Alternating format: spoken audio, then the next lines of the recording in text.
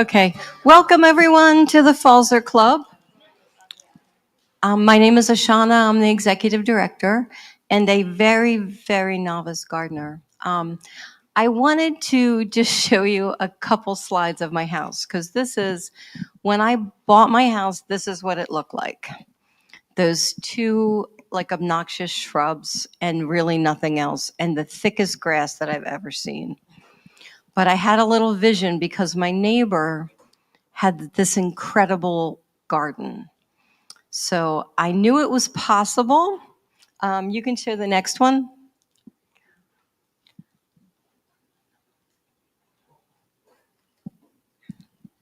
So the left, that's what it is today. They took that on my way here.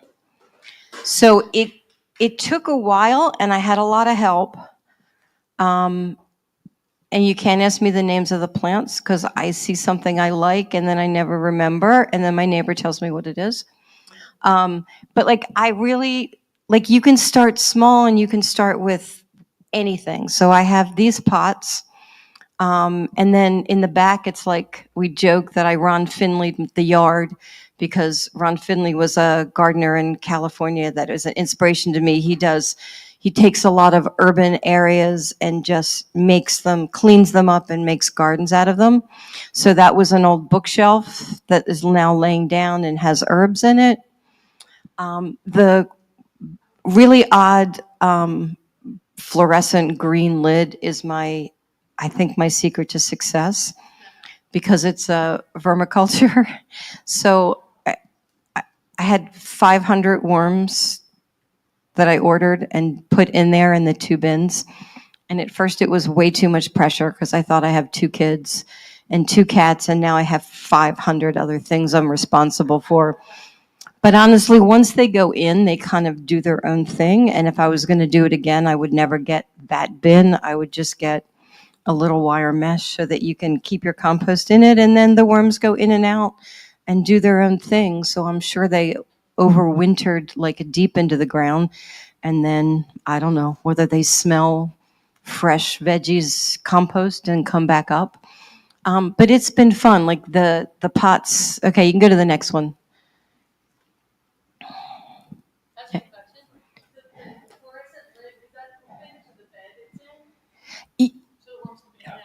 Yeah, the whole thing goes inside and it has openings all underneath. So then it gets put in the bed, and then I just open it and put the compost on it, and I put dried grass on top of it so it keeps it moist. So every week I just, like twice a week during the summer, I just fill it in with whatever kitchen scraps I have. And it's truly miraculous because I go in on Monday and put veggies in and throw grass on top. And then I come back on Friday and it's dirt. It's gone. Like, I don't know how they do it. I don't know how many are in there now, but like, I just am like, whew, thank you. And like the soil all around, I was digging up the bookshelf today and getting out plants, and there was just worms everywhere. So like they found their way. They're like built like a duplex way in the back, and they, I guess, go wherever they want. But the soil is incredible. I started out with soil from Amanda, and then they liked it, and the mix of that and the veggies just keeps it going. So the one on the left was where I started, right? I put plastic down. It looked terrible. My other neighbor was really worried. And then eventually I put plants in it, and then they grew. Like, not all of them, but a lot of them. The next, like enough of them grew. Still can't grow zucchini, but they are definitely still eating, but there's less. So I do buy. They figure their own way. Like, they're in there deep. So, and that's what it ends up looking. These were my Scotch bonnet peppers that made my son cry. But it's like, you can see it's chaos. Like, I had tomatoes and basil, and somehow we had a lot of food to eat in a small space. I think I have one more. I don't remember. That might be it. Oh, yeah, then this year I got a trellis, so that's what it looked like. And you can see the little worm bin still I have access to. But that's it.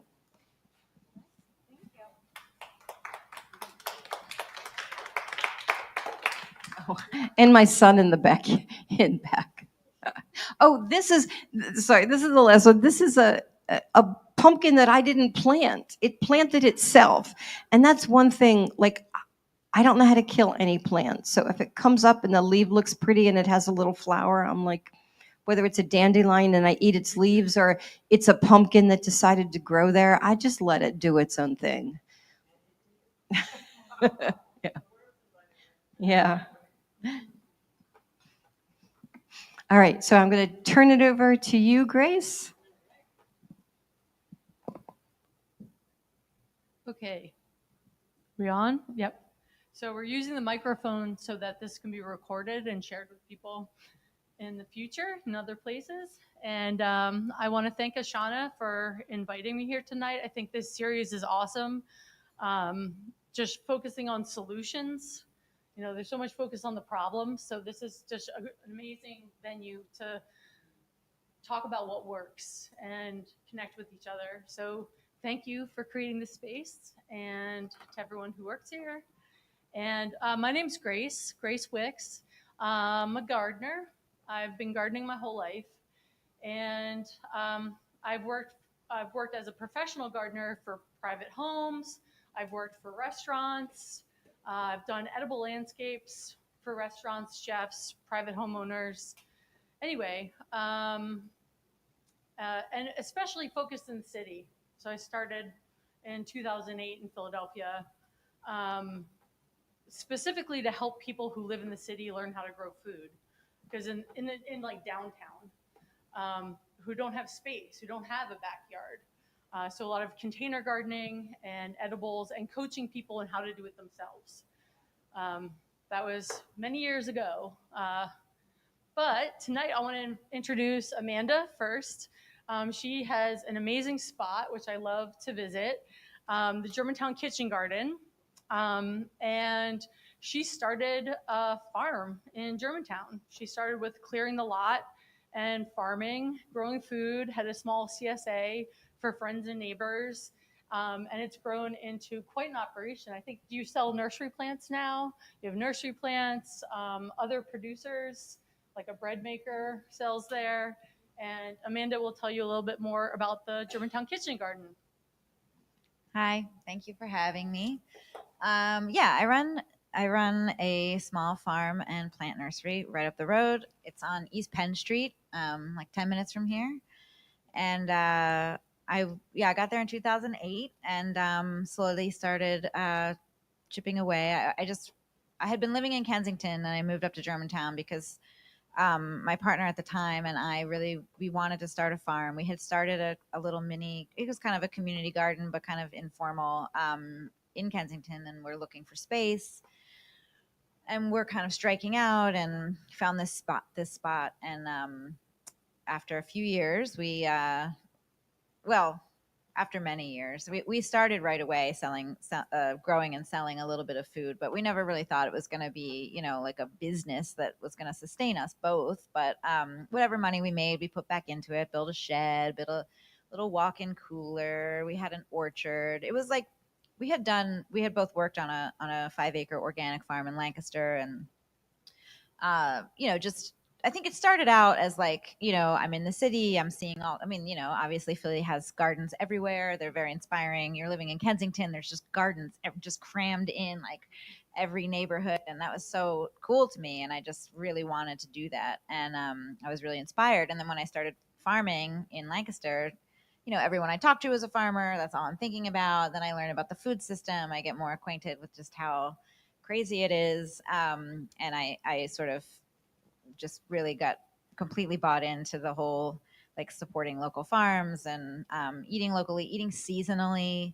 And, for years that was sort of like a very like conscious thing. I think now it's like just in me and is my be like I don't think about it anymore. It's just like, of course I support small farms. Of course you know, but it's sort of motivates me now more is just the work. Like I love the work. I love eating seasonally, I think if you are gardening, if you start gardening, if you don't already, and if you are, you know this, like you're just so much more aware of every little thing that's changing, especially in early spring. It's just like, oh my God, this, oh my God, now this is, and it's just so exciting. And it's so, I don't know, it just makes me, I think it makes all of us like very present. And, I remember talking to my therapist about my work, and she was like, you've got like a whole like mind body, like just relationship just naturally going on, or you're just spending the day, with your hands in the soil and, um, doing repetitive work, but it's good work, And so in 2016, I got divorced and I had to figure out a way to make money. So I decided I was just going to do it. So I rearranged so much stuff at the farm. I made it much more into a production oriented space, much longer beds, and got rid of my orchard that was not producing anything, not even for fun. Fruit trees are not a casual endeavor. um, but then I ramped up the farm stand, which already was in existence a little bit.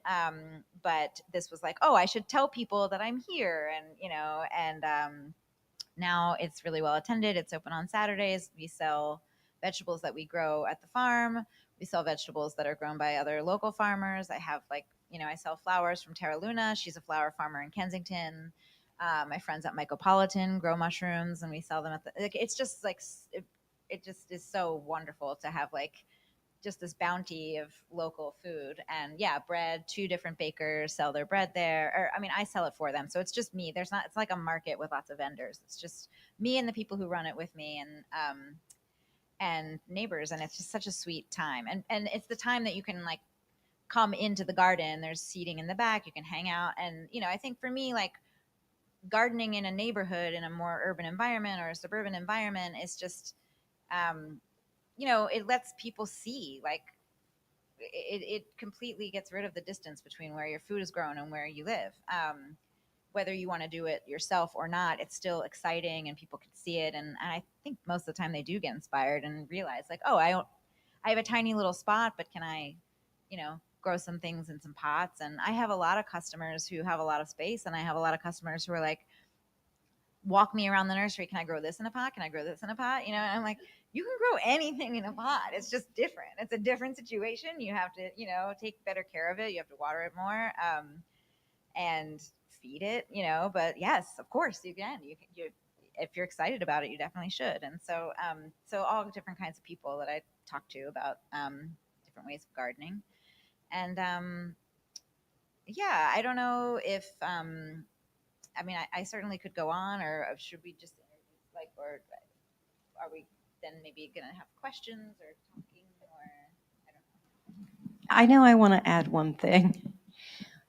You not only have like a garden and a farm in Germantown, right? Where you bring amazing produce, right, to the Germantown community, but you really create community. Like one of the things, every time I go there, you pull up, right? You're looking for parking because there's kids skipping in, there's right grandparents, parents, people are all like, every time I go there, people are always hugging and hi, oh, it's good to see you. Like it's not just food, No, but it's true. really community. I think that is true. I appreciate you saying that. And I think it's a lot of things. I think people are happy when they enter a space like that, especially in the city. I mean, Germantown is green. There's plants everywhere, but not everybody has a space like that. And so this huge 16-foot wide gates just open. I'm going to walk in. There's going to be plants everywhere. There's people. It's a magical space, And I mean, I say that like I poured my entire heart and soul into that space, and it like is very clear, I think, to people that like it's just me all over, and I'm there and I know them and like they know me, and it definitely feels very warm and very like personal. And yes, like when the nursery first opens, people come in and they're just wandering around. They run into somebody they know. Now they're talking about local politics, or they're talking about, whatever they're talking about. And they're there for like an hour, just like running. And then somebody else comes up, and, it's just, it is really special, and I think part of that is like my own just sort of more organic dream of like, I don't have an organization. The business is just me, like you said, like I'm the business, like I'm in charge of opening and closing this gate, and if it's open, you can come in. And I didn't have a board meeting about it, and I didn't ask anybody else if they thought that was a good idea. Like I have people in my life who are good like counselors to me, and they're my friends. And it's like, do you think this is crazy? No. Okay, great, let's do it. I'm a little ramish like that, and I think like it doesn't always work out, but it is my style of just like, yes, my just come in. And people come in, and you know I think it's really special when you can like, and it's a huge space. I mean, I say it's a tiny farm. I mean, it's a half acre in the city is very large, and it's surprising when you enter it, and it just goes on.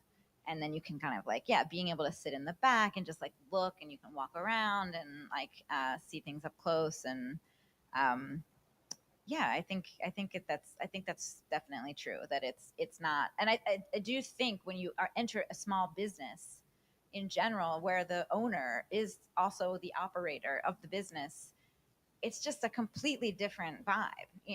You're much less prone to start complaining and yelling about stuff, because like this is like the person. It's like this isn't like, I mean, you should never treat people that way, but of course when there's a big corporation and there's no face to it, and there's no accountability, then that people just run rampant and act like jerks. But I feel like it's sort of just understood, like this is a neighborhood, this is not, you know um yeah. So and I really think that can be created anywhere. Like if somebody invites me over to, actually, I do want to tell this story, because I had a customer a few years ago, and she had brought like I think somebody made a garden design. She just moved to Philly. She was living on Duval Street in Mount Airy. And she had a front yard, like not huge, but like sizable, and a backyard that was more like patio kind of container stuff. This person did a design for her, and they came shopping. They spent a ton of money at the farm, and it was great. And she was like, I'm having a champagne toast for my garden, and I'm inviting a couple friends, and I want you to come. And I was just like, this is amazing. Like I wish, like, well, whenever somebody's buying a ton of plants, I'm like, where are you going to put these? What's going on? I want to see what it's going to look like. And that she was like so delighted in her garden, that she was like, I'm inviting people over for the express purpose of like looking at the garden. And you're invited. And I was just like, this, I wish everybody would do this. But it was just such a joy to like. And then I came over, and I was just like, oh my gosh, look at these cute, like every little space was so sweet and thought out, and I feel like everybody was just delighting in it. And I was just like, yeah, I mean, whatever the space is, like if you invite people into it, and they'll get inspired, and then it's really sweet. But I ever since she did that, I've been like telling other people, and they're like, oh, I kind of want to do that. I planted a whole new garden. I want to have people over in the garden, and yeah, it's sweet to spread that joy, and do that work together. Yeah. um, Beautiful idea to do that too. yeah. My neighbor's right over here, so she's been my inspiration, because she has this little nook, like with a little seating area, and I'm like, I want a little nook.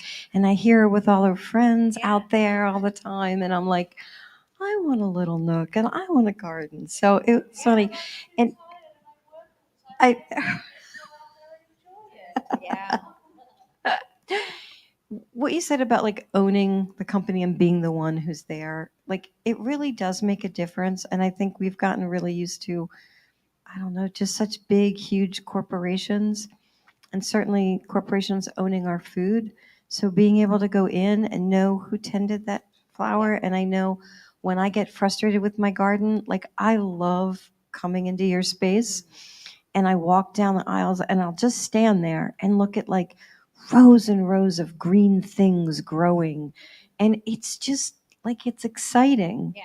And I'm going to say like about being an owner, right? And working the business. The two people doing sound, Yeah, Felicity is right here, Yeah, and Ryan, I thought of that when I said it. and they own it, Yeah. right? They own this building. The whole reason it's a music venue is because it's a labor of love for them. They have another business that they run.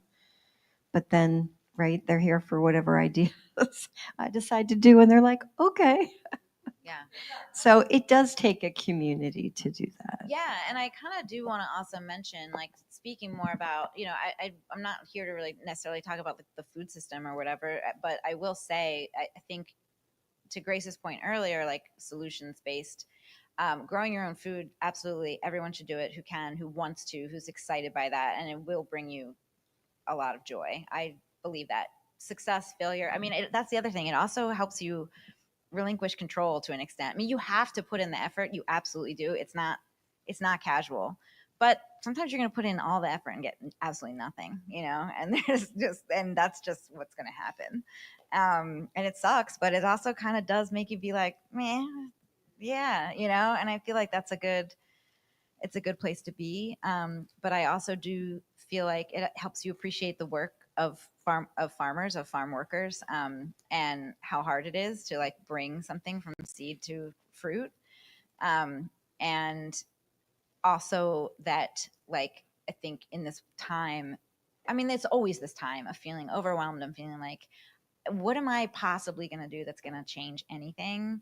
And I tell people all the time, like I just would not be doing what I'm doing if it weren't for my customers. Like, that's just like, people showing up makes a real difference in my life. It makes a difference in my employee's life. I have one employee. And, also just in the lives of the people who live in this neighborhood, because now there's a garden here and people, but like none of that would be possible if people weren't excited and passionate about supporting local farms and like seeking out and going out of their way to do this thing. And it's real and it's measurable, and I sell things that I grow. I also sell things from other farmers, and I know who those farmers are. And I'm support, like, my mission besides doing a farm in the city is to support other local farmers. And so we're all doing that when we shop at a farmers market, or or at a cooperative who's trying to support small uh, regenerative agriculture. And so it really just is true that it you can do things that are like move the needle, at least in your community. Is it going to impact the whole world? No, probably not. But in your community, it will. Um, yeah, but I don't want to keep talking. I want to.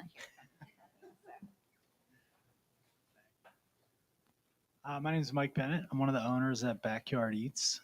Um, we're call it a full service food gardening company. So we actually do mostly residential gardens at people's homes, and some like organizations, schools, community gardens. Um, but we have a bit of a crew of people. We started in Chestnut Hill. Now we have 10 people. We planted this spring. We planted 140 gardens.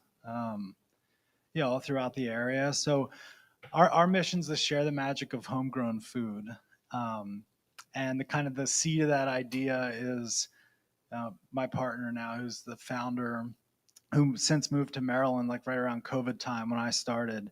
But his whole thing was like, he got laid off from, he was an engineer and he had a backyard garden, just like super novice, like planted blueberry bushes. And he like ate his first blueberry and was just almost like taken back by like, why isn't everybody doing this all the time? So that's kind of how we started. And a lot of like servicing that mission is like making it easy and accessible in a sense of like knowledge and understanding for people.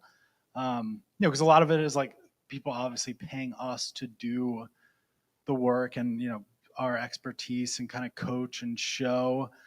So it's like I always look at it as like trying to get them to that magic moment, like in as least hassle as possible, like make it as peaceful as possible, because we figured out kind of like this system to get them there and get them inspired and like get involved and get their hands dirty and really explore this like world of homegrown food and all the layers of it, kind of that Amanda was alluding to, be it like personal health or community or family, or just like, hobby, getting outside and doing something.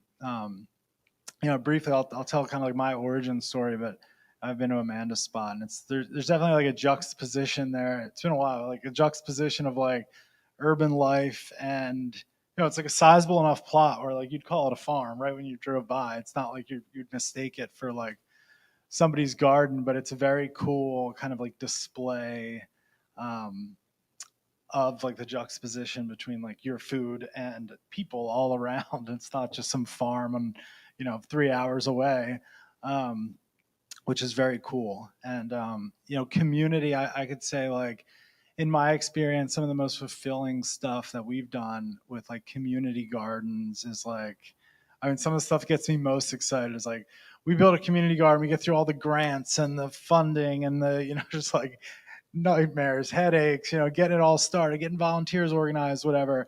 And then just like I love like following them on Instagram and seeing like some woman is coming to play guitar to preschoolers in the middle of the garden. It's like that is just all worth it for me. Like knowing kids are going to be bopping around there and picking berries and I always like Amanda was saying, like, does it affect the world? I always have this like daydream that some like the next like Einstein like picks a berry and solves all the world's problems because he gets inspired. Um, but for me, I didn't come at this like formally with education or anything. I actually sort of stumbled into this just inspiration from my friends, really. A couple years out of college, I was working in an investment bank, believe it or not, and also like pursuing a career as a musician. Um, and one of my friends convinced me to just like we all quit our jobs and traveled the country for 6 months, like playing some gigs, going to national parks, just like living out of a car and kind of doing the thing. And I didn't really have any like specific thoughts about like growing food or even like personal health. It just nothing here nor there. My two best friends, the one was um, like vegetarian, like very like morally focused vegetarian, like very thoughtful about what he ate in that sense, like from a spiritual sense. And then my other friend was like just like chronic disease kind of like his whole life that he was trying to figure out. And it's all these different diets he's tried. And he could never really like quite figure it out, but he like tried all these different things. And he was just super conscious about what he put in his body and how it affected him, from a personal health perspective. So, spending all the time with these two guys and like in the settings we were connected to nature, and then like a lot of the theme of the trip, like people we just ran into, were people that were just making a living either like off the land or via farms, or just like very inspiring people.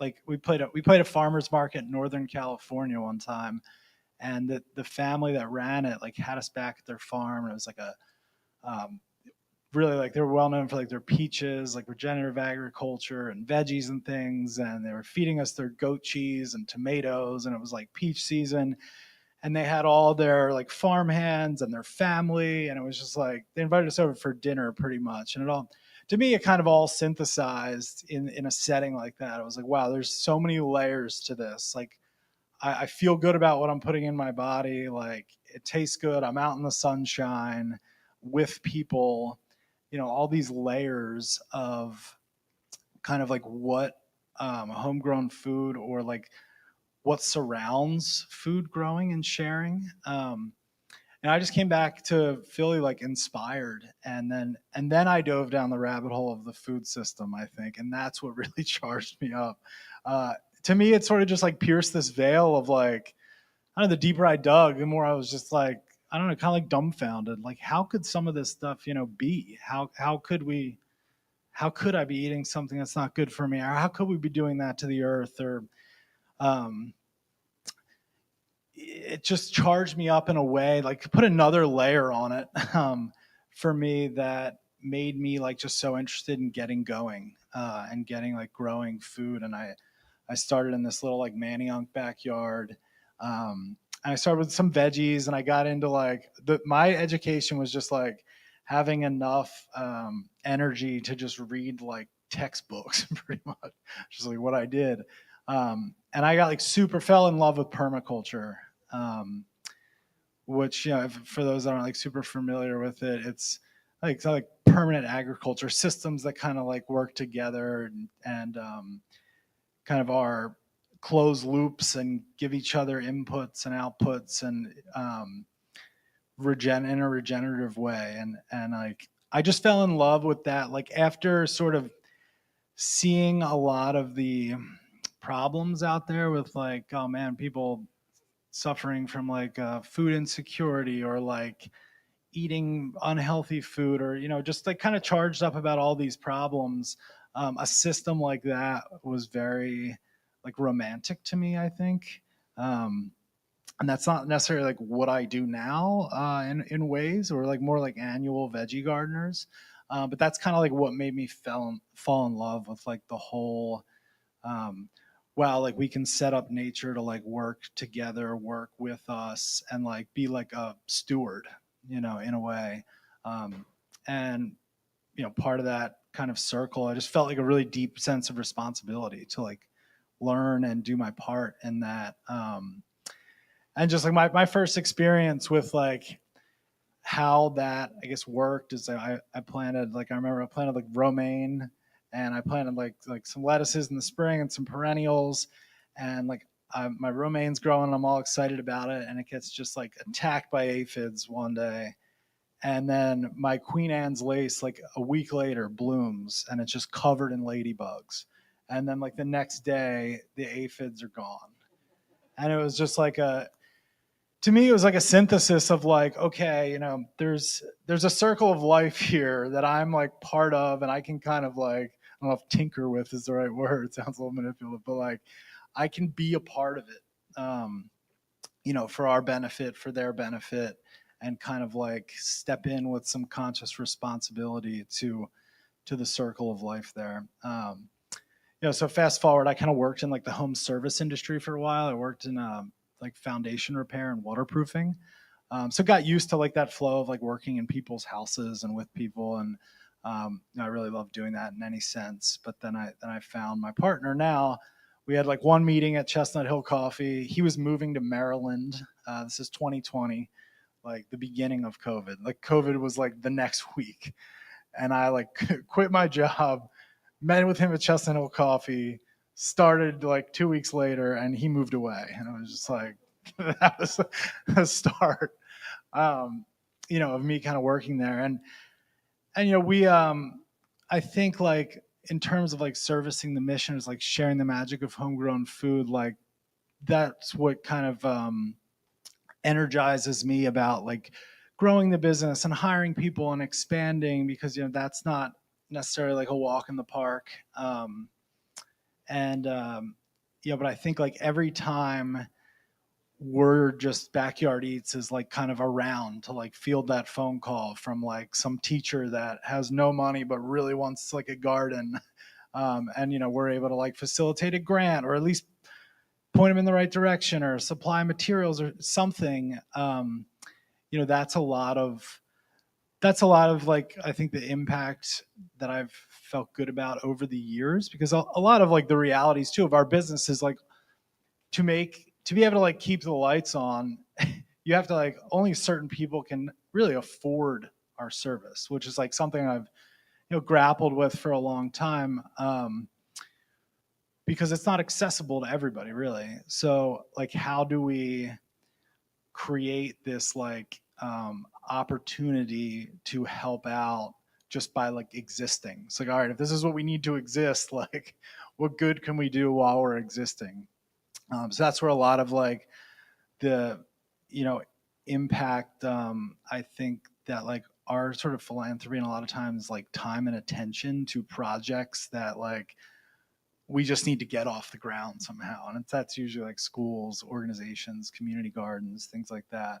Um, but there's also a lot of impact, I think, just with our clientele, regardless of what, your income bracket is or whatever. There's a lot of our clients that realize the magic of homegrown food and do a lot of philanthropy of their own. Or like, there's definitely a domino effect to some things. So, yeah, I mean, for us and for me, I think one thing I will add, just like we talked a little bit about, like the entrepreneurial craziness spirit, is that like a lot of like I do have like sort of like a mini organization, and a lot of the solutionary living that I've had to now learn how to do has nothing to do with plants. It has like to do with people and like how do you be responsible running a business, which is like an added wrinkle. I think that's another workshop, but that's definitely a lot of stuff I grapple with as well.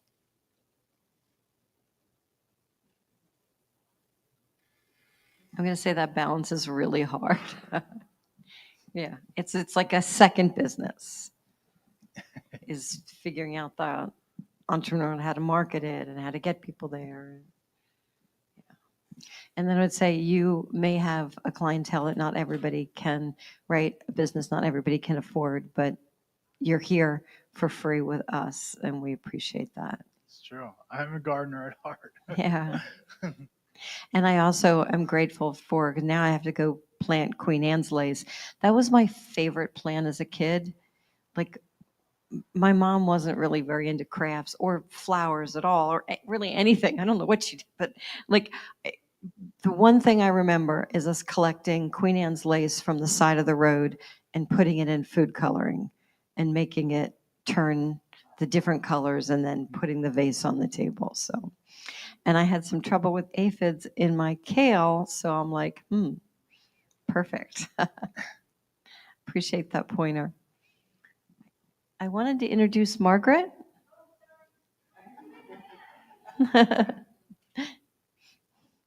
So Margaret actually works with my sister, which is how I met her.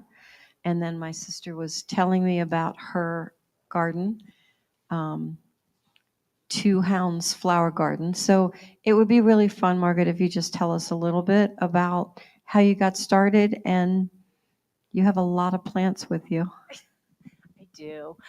I am nowhere near as experienced and knowledgeable as this crew. So I think I'm representing the rest of us.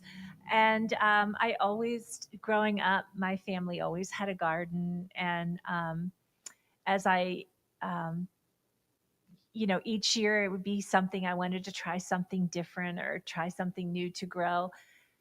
And I guess I really got hooked a couple of years ago. I took an online seed starting class with Joe Gardner, the guy that's on PBS, and he has a good podcast.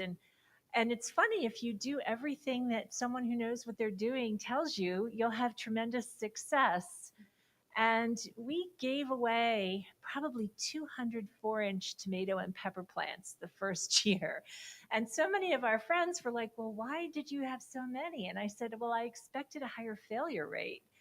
And it was interesting when you were talking about, that moment when you recognize the regenerate, how important it is to let the soil regenerate.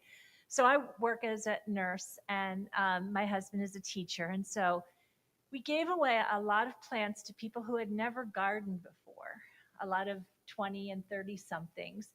And they were so dear, like they would send photos once a week. And at one point, when you were talking about failure, it resonated with me because what I said to them was, gardening is fraught with peril, and you can do everything right and things will go wrong. And you just, these plants are yours now. So enjoy them. But the one night, the nurse was coming in to relieve me, and she was a 30 something. This was her first year of gardening. And she comes in and she's just distraught. And she goes, do you know in Europe they allow the soil to regenerate and we don't in the United States? And I said, yes, I did know that. And she goes, how long has this been going on? I said, well, in my memory, it was Richard Nixon's Department of Agriculture secretary that started a lot of this hot mess. But I said, unfortunately, that's my limited knowledge of it. But I do think when you talk about the joy of eating something that you grew, for one thing, like you said, it gives you respect for how hard it is. Several years ago, my husband and I were in Ireland, and we stayed at this beautiful place called Ballymaloo, where there's a cooking school that's now getting a lot of attention. But Dorena Allen, the woman that runs it, says, if you know how hard it is to grow a carrot, you'll never overcook one again. and it just gives you that appreciation for the food. So we're just a little backyard garden in Westchester on a half an acre, and we just I like we like growing things, and we like trying new things, and so I'm probably closer to all of you than the folks who are the experts here. So, but thank you. Well, I do love them. And we don't use any chemicals. And the two we don't use any chemicals. And the two hounds are our rescue dogs, who are half treeing Walker Coonhound, half Border Collie, and they are. And one of the reasons that we took off a few years ago and expanded the garden is one of our dogs is basically a special needs dog. He takes daily Prozac and Trazodone, and so we don't have anybody to watch him because he's special, and we really can't travel with anymore. So we just decided this is where we are, and we're going to make the most of it, and that's how we ended up with the two hounds. Thank you. So I had a question and a comment, and then I'm curious to hear from everybody else too, like what questions.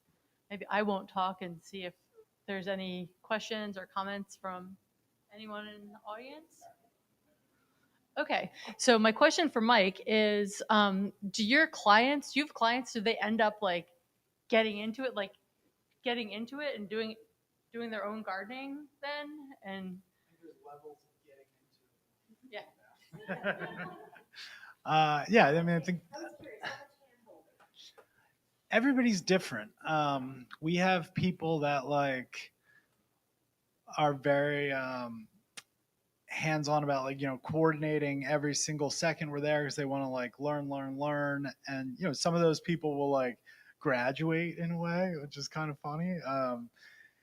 A lot of times like people will just learn so they can jump in and feel like they know what they're doing, even with like the realities of like they don't always have the time to do it, but they want to know that they could like prune a tomato if they have an afternoon to do so. I think some people also just want to like use their time very specifically to like, I don't want to deal with aphids. I just want to pick the lettuce with my kids, which is probably like the sweet spot most of our clients are in. Or like, I'll know about aphids and like I'd like to know how to treat them if I get the ambition to do so. But like, I want to use my time in the garden, with my kids or with my mom, or like just to weed and take some steam off, or pretty much do what they want. So I think it depends. I mean, there are people that we just like feel like more they're gardeners, like somebody would take care of your flower garden, like here's your produce. Um, but then there are people that like really hands on and we're like actually out there like coaching with their children. So it really varies a lot. Which one? Yeah, I think it's definitely like inspiring. Especially like in the community garden setting too. I think it's like really inspiring groups of kids, like watching them share experiences together. I think it's really nice. Anytime we're dealing with the younger generation, they're like discovering things. I think it's inspiring.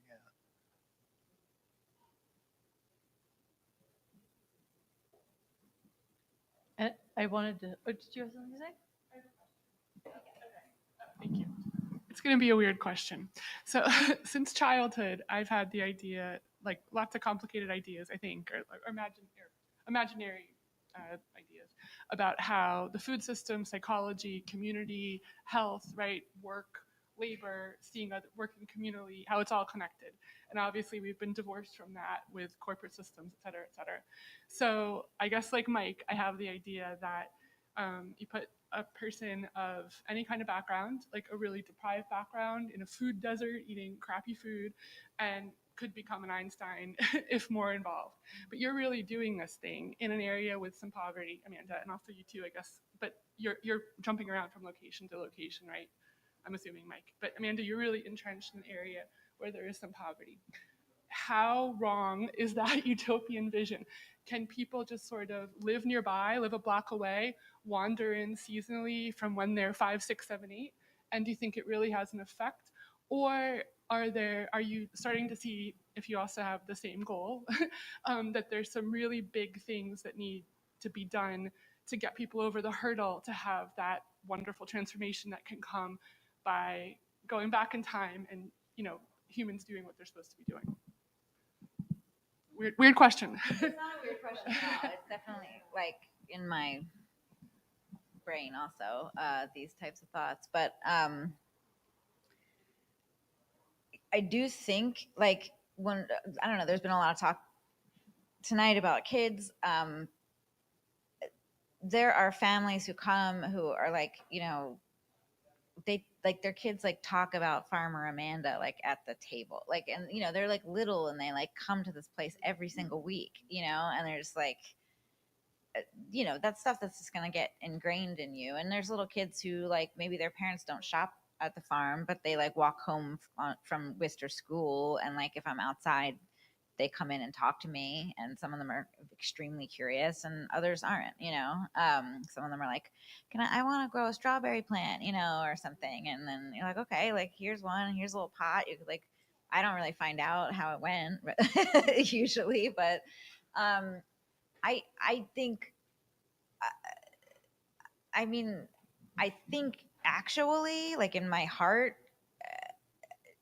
no, it's gonna take systems being changed. I mean, you like your idea, what you're saying about like everything is connected, and that's why I think people like to use the plant world a lot for metaphors. I'm not huge on metaphors because I think it's just literally is true that the way that you treat the land affects everything. And if you destroy, I mean, even just talking about the person who was talking about the soil. Oh, did you know the person who was like, did you know that Europeans, whatever, and we destroyed our soil. We destroyed our soil, evolutionarily speaking, like 2 seconds, and this is stuff that takes millions of years to like, but thousands of years, like hundreds of years building up soil. And so you've got the health of the soil. When you're abusing the land, you're usually also abusing people who are working the land. You're asking too much of the land. The food that's coming out of it, it may or may not be nutritious, but that's because you're inputting so many, chemical fertilizers and things that's just running off. It is absolutely a cycle, and it affects everything. It affects everything. It affects just the way that we are separated from our food. I mean, I think, the idea of there being, yeah, it's really cool that there's a farm in the city, but I mean, I think there could be farms everywhere. I think there should be farms everywhere. I think instead of having concentrated like millions of acres of land where like all of our lettuce is grown, we need smaller parcels of maybe not half acre. I mean, you have to be realistic, but like a couple of acres here, a couple of acres there, that feed the immediate community that it's in. I mean, is it going to have to be subsidized by the government? Yes, definitely. There are people who can't afford food. And I mean, I run a farm business, and I run it like a business because I am extremely passionate about farm work being like dignified by people being willing to pay for it. It's a tremendous amount of work, and we pay less for our food than any other country that's on even remotely a level with us financially or economically. I mean, we don't respect it, and I think I want people to do that, but I also want everybody to have access to it, And I just think the whole system needs to be reworked in order for us to really live in a society that is kind of what you're picturing. But I also think that's probably not going to happen. So I think we do have to start in our own neighborhoods and just start, yeah, inviting people in. Like I don't run an educational farm. I don't have a formal setting where kids can come and learn. That's like a completely different job. I'm not an educator. I wasn't trained as an educator, and but informally, yeah, like just inviting people in and talking to them from a young age, I think it is absolutely impactful. It has to be. I mean, you think about your own young memories, those little moments that just like spark something. Kids are paying attention. So both, I guess, which is annoying, but it's kind of how I see the whole world at all times. Thank you.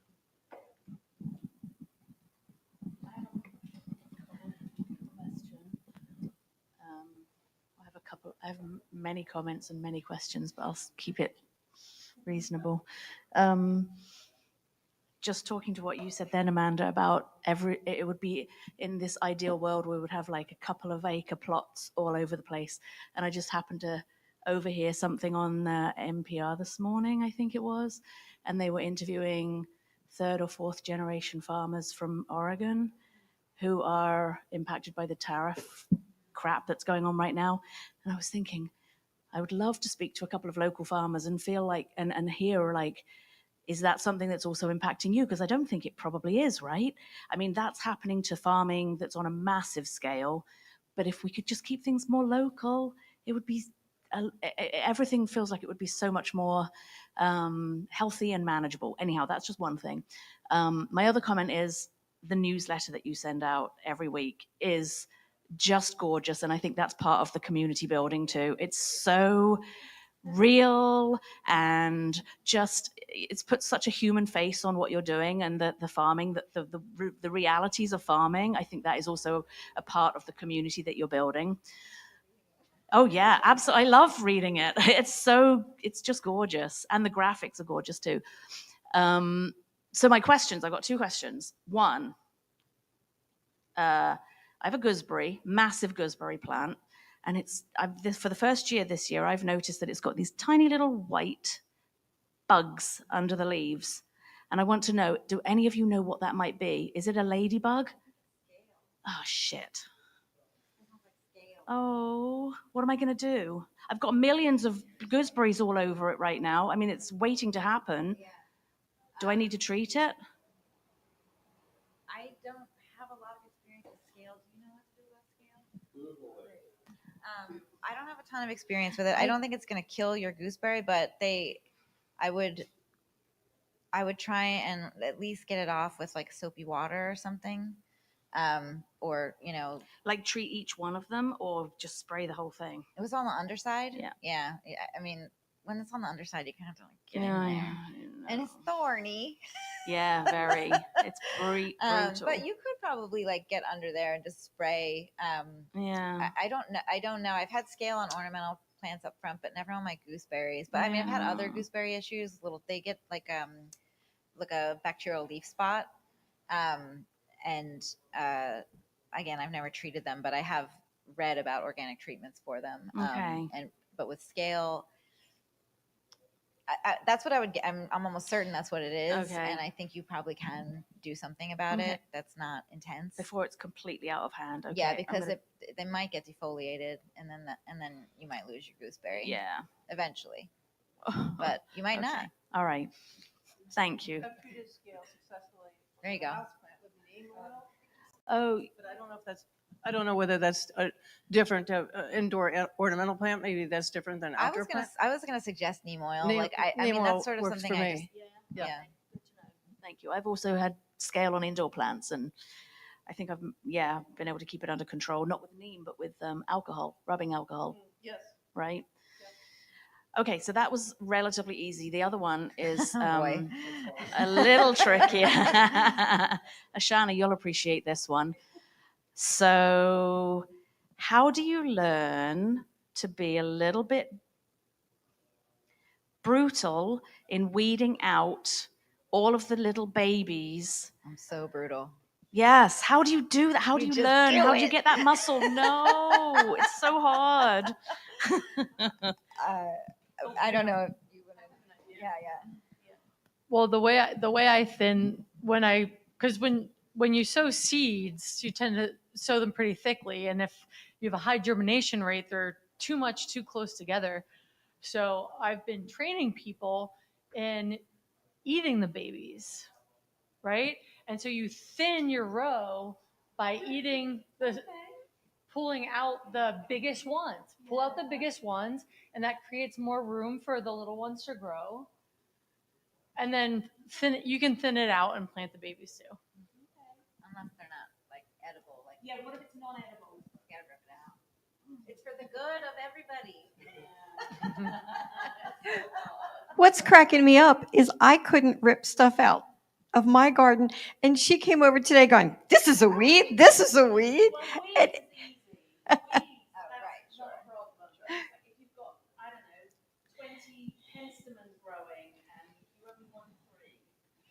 you give them to your friends.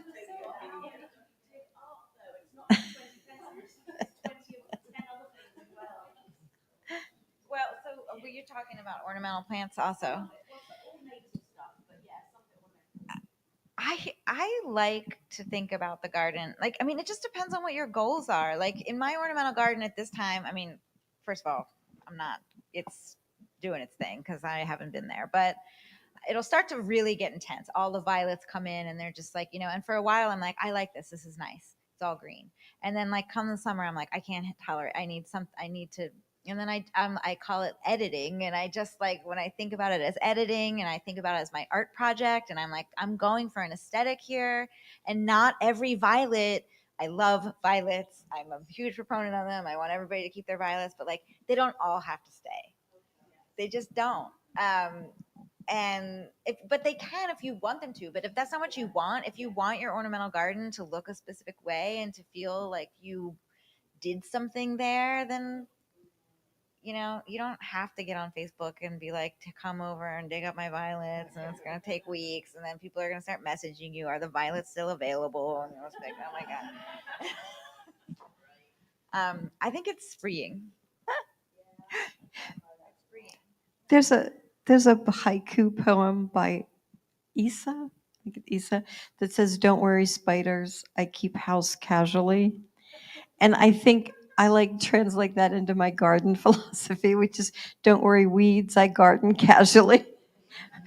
Most things that are green, and especially if they decide to bloom, somehow have the right in my garden. Right. I mean, yeah. That's what neighbors are for. You pull them out.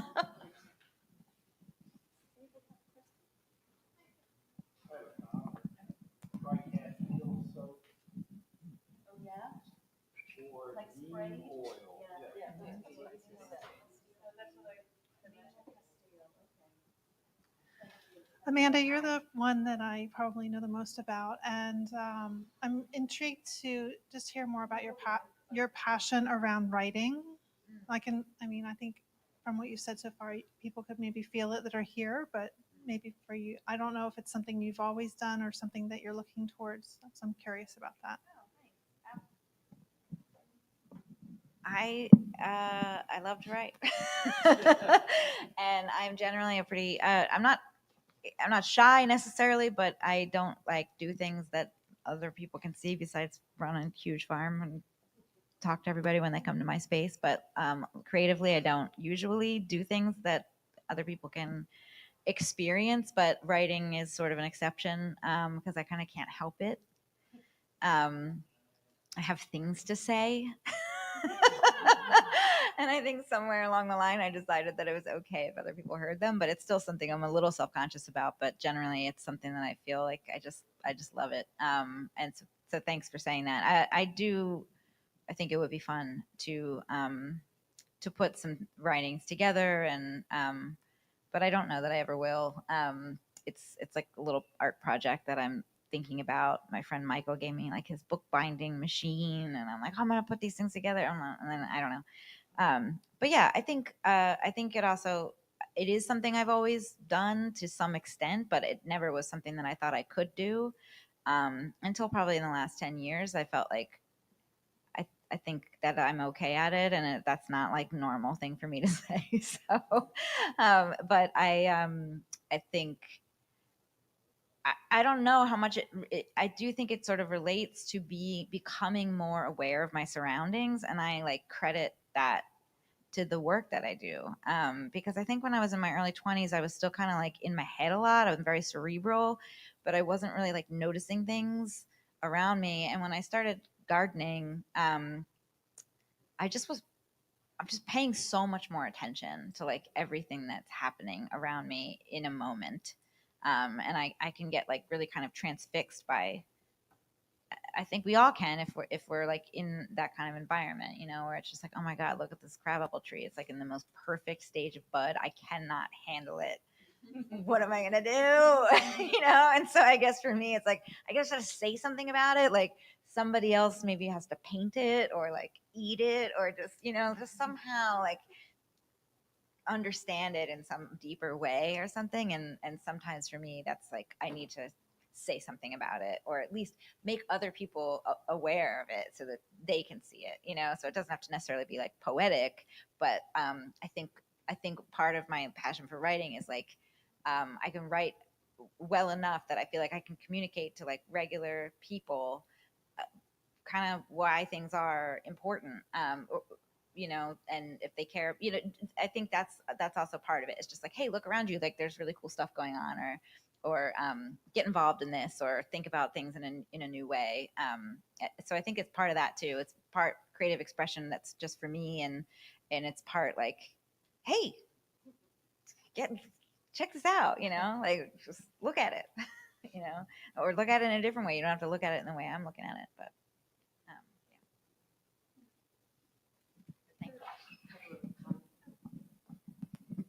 Um, so I have a couple of comments. I don't garden, but I have indoor plants that I love. Grace knows my home. I have indoor plants I've had since I was 16 that are my little people. And so that's where I put my love because I live in an apartment building.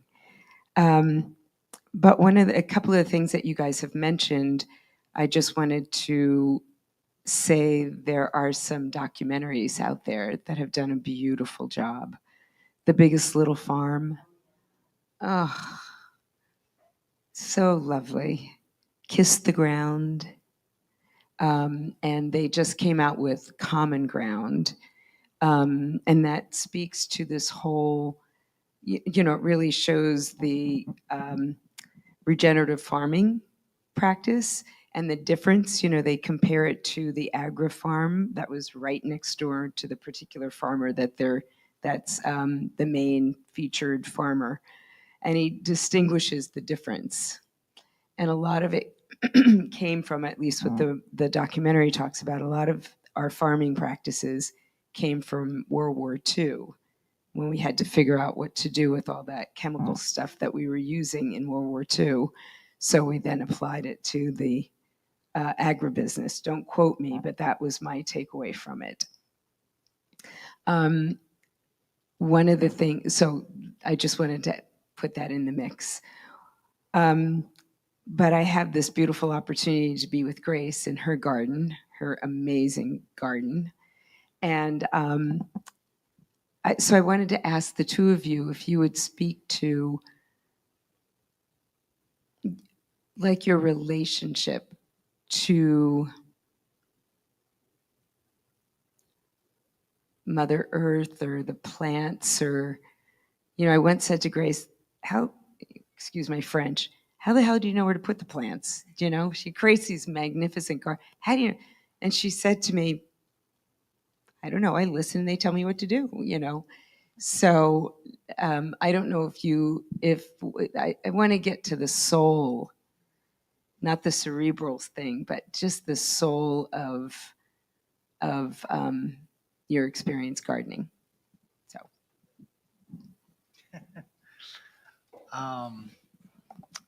That's a good question. I think Amanda said something earlier that I really believe, which is just this, after going through the mechanics of being connected to, like, I mean, for us, it's just like the seasonality of our career, but just the seasonality of nature in general.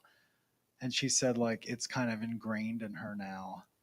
I feel that a lot. And like, I think for me, like, in many ways, being connected to those cycles of nature is how I've developed my entire work, and being connected to those and part of those is how I've developed my entire like spiritual worldview, pretty much. I'm a certified yoga teacher, and like in Ayurveda too. It was like a big part of that. And essentially what that is like you're working towards like your identification with, back to like being connected with all things. And Ayurveda is a lot of like how your body relates to nature and the seasons and the changes, and pretty much it's just like a very strong identification with like you're a part of this mix. And very quickly transitions to like spirituality and like conviction in that way. But I just think it covers for me like getting in the garden and living seasonally and being conscious of what's happening seasonally and resting when nature rests and coming alive when nature comes alive and like participating in it. I sort of started with like, I've sort of like climbed this ladder in a way where I've like started, from like my buddy who was dealing with like chronic disease, like very physical, like how does this nourish us? How does it not? And then just started uncovering layers of like the emotional, the spiritual, and it's essentially at this point in time like was kind of the catalyst for my entire like spiritual worldview. I think if that answers your question. There's not an answer. It's just I just want to feel start awakening to the different possible ways to interact with this world that you're intimately related to. Yeah, I think for me, I feel very much just like a part of it. It's just,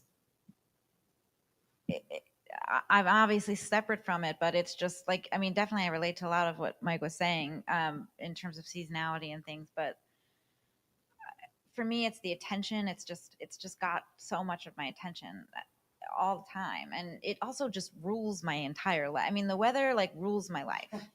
And that's not necessarily just in the head, it's just like if it's windy at night, I'm awake. Like there's no way I'm awake and I'm worried.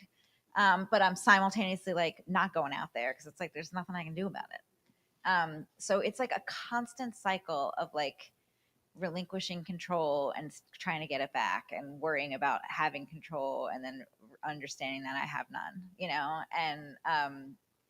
and like I don't know, do I consciously apply that to other things in my life? I don't think I consciously do, but I do think it affects the rest of my life. I think it just feels like there are other things in my life that are interesting to me that I've thought I'm going to go do this. I'm extremely passionate about the food system to the point where I have gone to an orientation to like at Vermont School of Law. I'm going to become a lawyer. I'm going to get involved. And then I was like, well, what's the job though?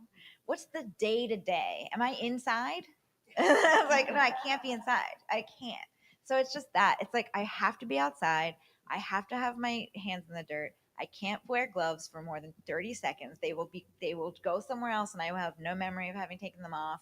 It's just like I mean, I feel extremely fortunate to just be doing what I absolutely love. Like I just absolutely love it, Still, I've been doing it for 20 years. I love it more and more all the time. There are things I absolutely hate about it. Of course, it's my job.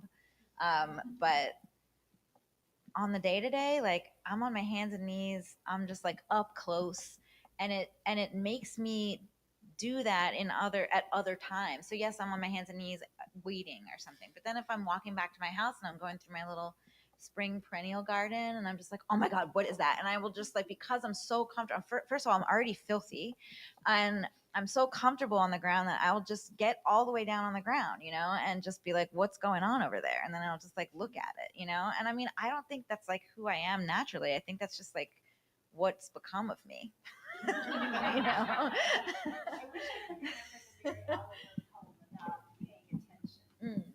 Yeah. No, I don't remember though, but there's a beautiful line in a Mary Oliver poem about paying attention. And that was when both of you were talking, Yeah. it came to mind. I just don't have a great memory.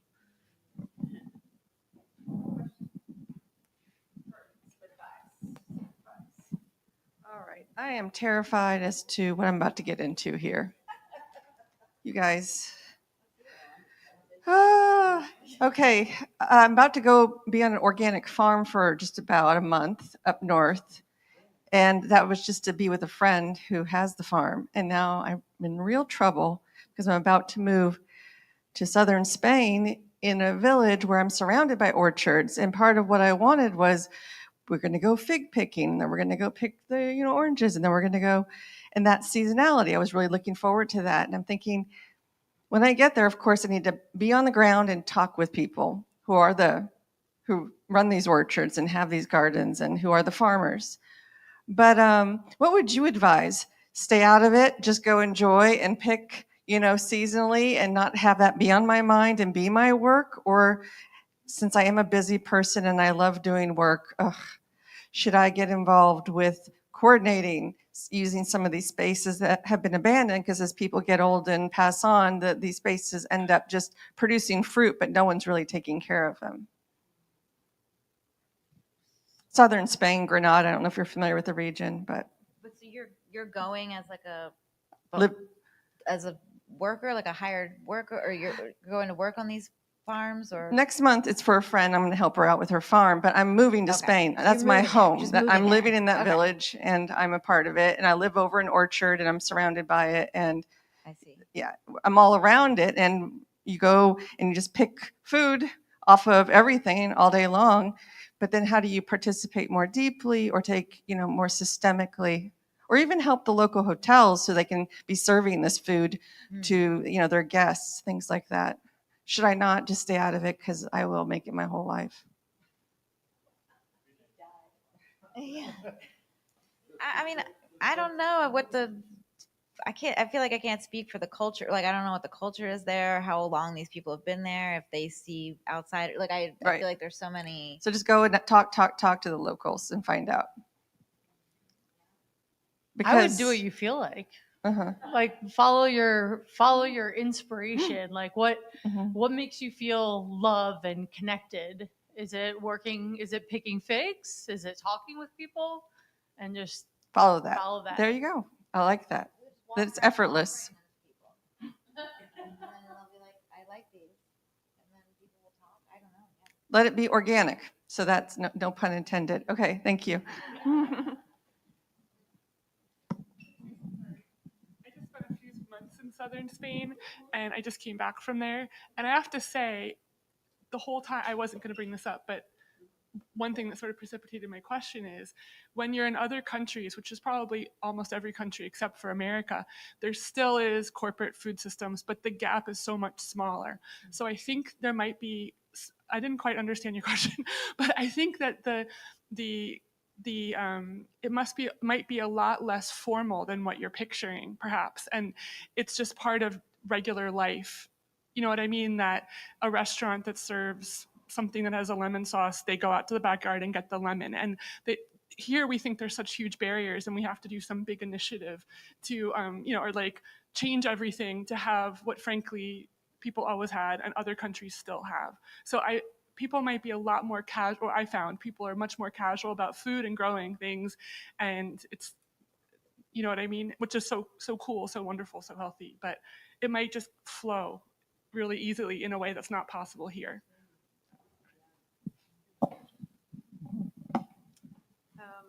Before tonight, I didn't realize that. Sorry. Before tonight, I had only known of one organic farm in Philadelphia, and it was Sanctuary Farm, which is in Sharswood. So, how many are there? And is it like a big community that you kind of all bounce around ideas and? All right. Well, I'm supposed to know like the real answer to that because I am on the committee for the USDA recently opened a farm service agency in Philadelphia, which is one of the only counties in Pennsylvania that didn't have one. But so that kind of takes stock. There's a lot. I mean, it depends on what you're calling a farm, but the term is used broadly. So there are like a lot, like over 100 at least, of community gardens, little someone's house, but they're growing enough food and they're giving it away. Sanctuary Farm. There's Weaver's Way, which is probably the largest farm in the city. Bartram's Garden is not that far behind them in terms of that's Sankofa Community Farm.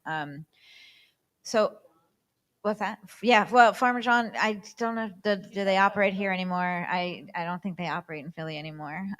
She's in Westtown, but when I started, like before I got to Germantown in 2000, like 6, 7, 8 ish time, we used to have, and some of you might be aware of this, like Google group list serve called Puffin, the Philadelphia Urban Farmers Network. That used to be like an actual group of people that like met in person. And PHS would like let us use their offices, and we would just like meet up and talk about, whatever. And then it was like now more and more and more people were getting into it and starting their farms and doing little things that it got kind of impossible. So we sort of were like, well, let's still at least have like a network where we can, but I did definitely made it so that we weren't necessarily meeting regularly, although the Pennsylvania Horticultural Society's City Harvest Program, there's like a winter meeting, and they do a great job. I actually haven't been because I accidentally unsubscribed myself from the list, and I thought that it wasn't going on anymore, and I just found out that that's not true. But every winter they get together, like all of these farmers, gardeners, community gardeners, and they hire somebody to come talk about like some topic, and we eat and we chat. So I think we're like loosely tied. Some of us are much more tied than others. I gave a talk last year at Sanctuary Farm, and I met Andrea. I had met a few years prior, but we had never really I had never seen her space, and I had never, so that was really cool, especially because it was very similar to the space where I started out on Frankfurt Avenue. And I just felt like she did exactly what I was like picturing doing and never could. And I was just like so excited that like, oh my God, we're going to take over this land. We're going to take over this land. We're going to create this organization, and we're going to get all these people. And I was just like, this is so cool. And yeah, I mean, I feel like we all know each other a little. Last year, I decided to host an event at my farm for other local farmers. And the PASA and the FSA office like helped me. I again didn't want it to be like a programmatic thing. I was like, it's fine. I'm just having a thing. They kept contacting me about like the event, and I was like, it's just a hangout. It's just a hangout.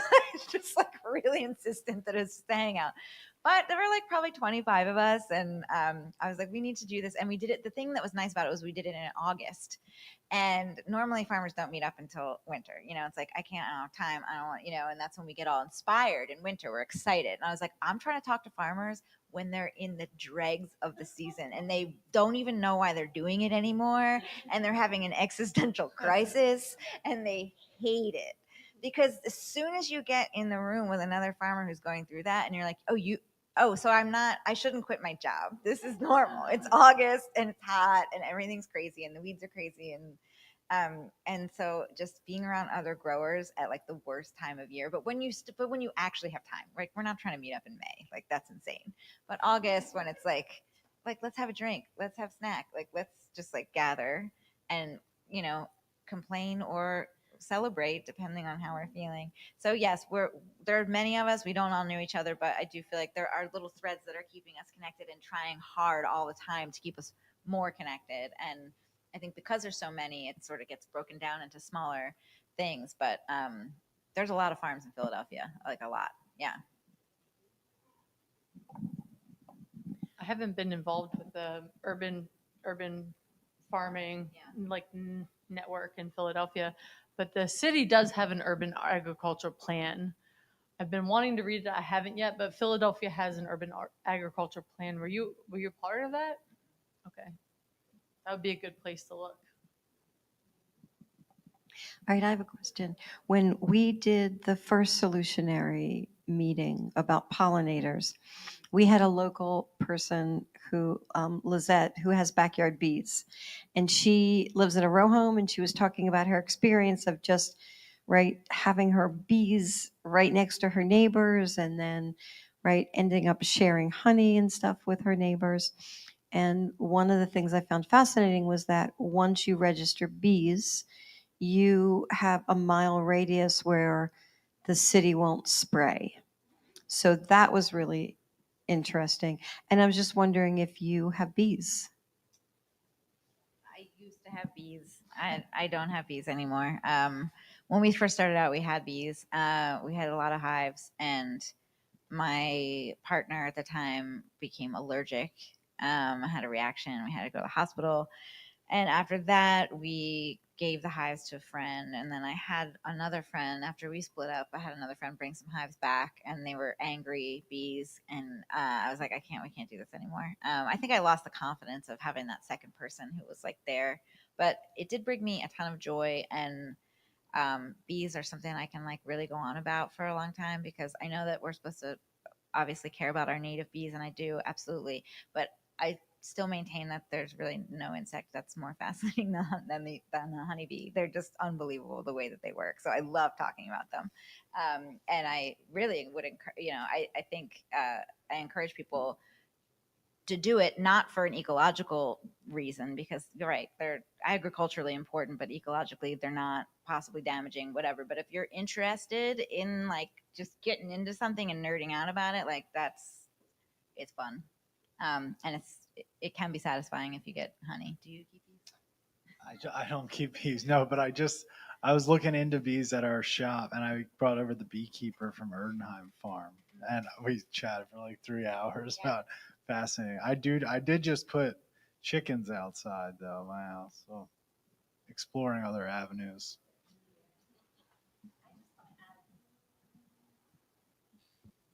I just want to add one thing.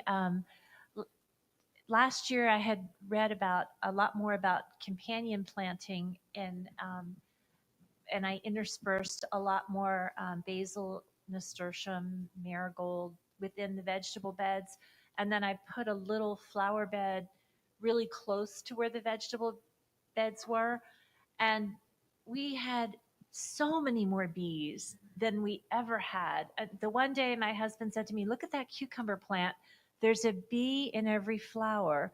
And we had so many pepper plants that we needed to buy a dehydrator. So the productivity was just enormous. And that's one of the reasons. So take a seed packet of flowers on your way out and plant them near your vegetables. It's people that I've known that have kept bees have a stillness that I admire but don't have. And and when I'm in the garden and I see them all about, without a doubt, I always verbalize, "Okay, I put this all here for you. We have to have a deal. You're not going to hurt me, right?" And so far so good.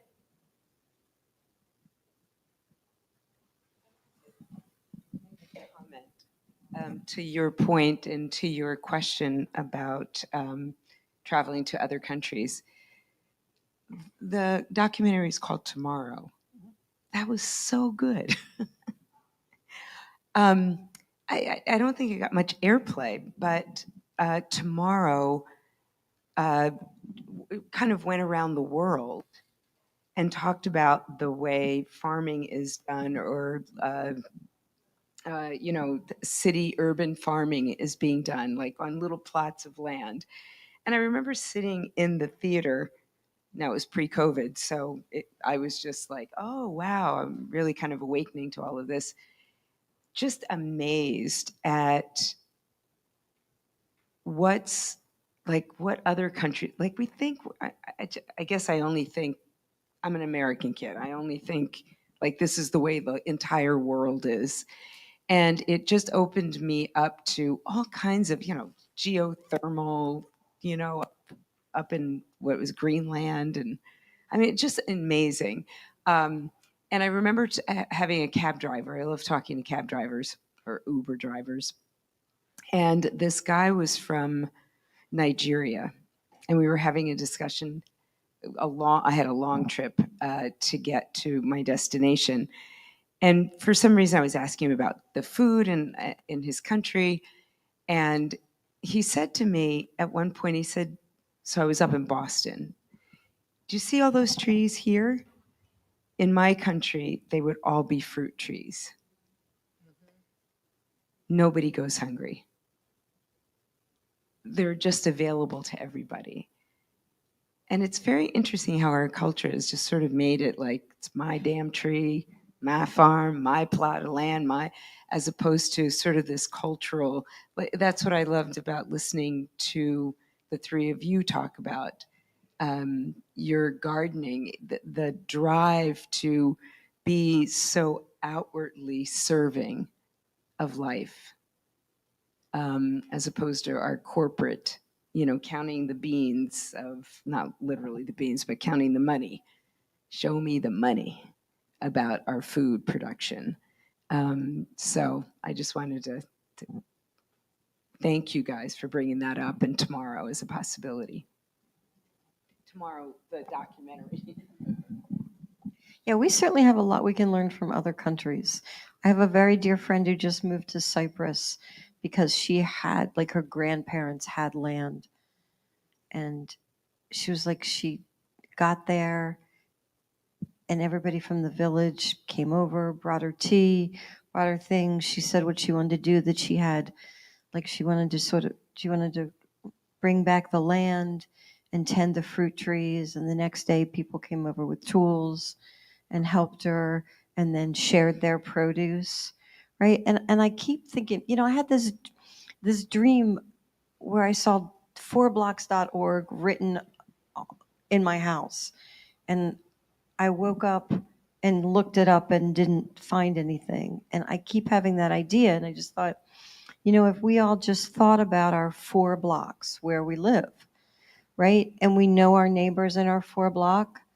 And like, I can have a neighbor who's like, oh, I have tons of figs, come get them. I'm like, I have tomatoes, right? I have herbs, like, welcome. That it's really beautiful to know your neighbors. And if we tended 4 blocks where we live and where we work, I mean, that would be like the little mycelium that go out, and it would be a connection.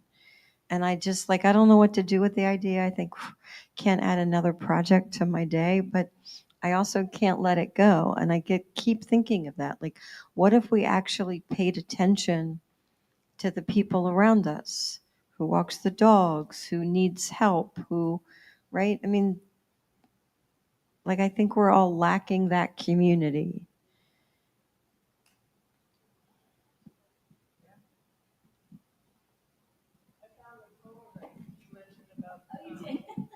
The Mary Oliver poem about paying attention.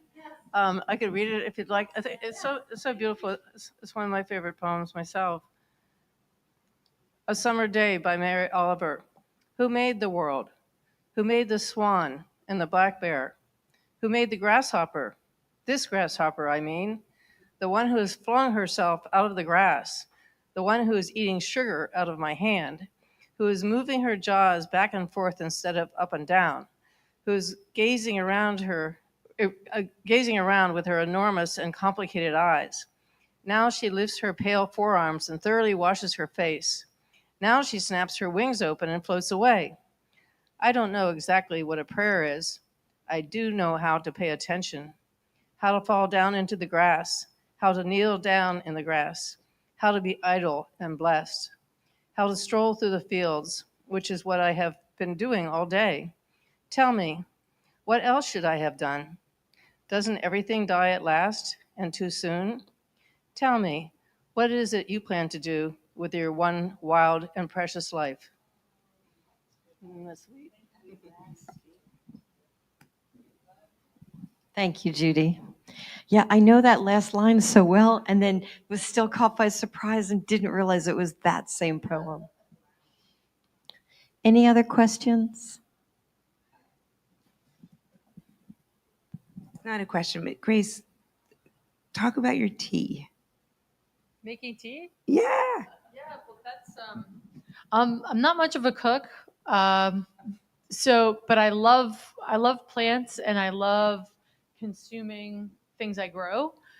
So I make a lot of tea. I have mountain mint. I have all kinds of different herbs and flowers, and I just put them in a half-gallon mason jar and pour hot water over them, and drink tea most of the summer. Favorite's lemon verbena. I bonsai my lemon verbena plants. I've had them for years. I bring them inside in the winter and then outside in the summer. And there's nothing like on a cold winter day, like harvesting little leaves of lemon verbena and making like a hot cup of lemon verbena tea. Yeah, try it. But the best part about Grace is that she invites you to her garden, right? And she serves her tea in these, oh, and she's got this fantastic honey from a local person. And she serves it in these beautiful old fashioned glasses. And we're sipping tea in the garden. It's just such a great, I love that you woke me up to all of that. Pleasure. Yeah. I thought tea just came in a bag, you know. I'm a sheltered child. That's beautiful. Thanks for all your great questions. Thank you so much for being here. Really appreciate it. Thank you, everyone who came. This is a lovely way to build community and to learn from each other. And Margaret has a lot of plants that she doesn't want to take home.